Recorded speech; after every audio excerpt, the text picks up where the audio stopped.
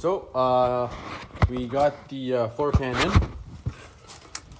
It's all nice now. Not too bad, not too bad.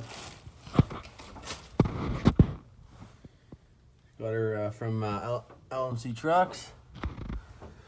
So we did that. I don't know in the last video if I showed you this thing. It's for my, I think I did, I can't freaking remember, but I made this for the 4-wheel drive shifter. Like I said, it's a 2-wheel drive cab and a 4-wheel drive chassis, so I had to do that. Did that. I got also got the cab mounts. Picked them up 2 days ago. Not too bad, not too bad. Pretty decent. So that'd be pretty awesome between the cab mounts. Also, when we cut this out, this whole channel in here was all thin and rotten. So I mean, it doesn't look pretty, but we'll grind her all down and make her all nice.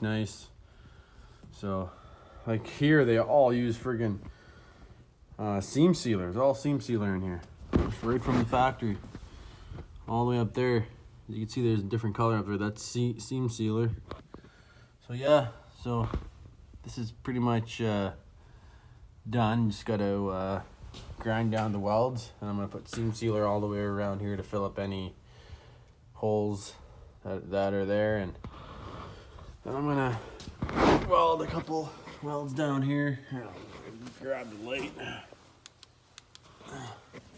down there. Put some welds on there. So yeah, she's coming along slowly but surely. She's coming. So yeah, that's it for today. It's been really busy. So yeah, and next time we see a video on this, we'll hopefully have the cab mounts in. And should be back bolted down on the frame, and I could sand all the welds, prep it all up for some, I'm gonna get some of that Raptor or whatever stuff's called, that Rhino liner stuff. Yeah, thanks for watching.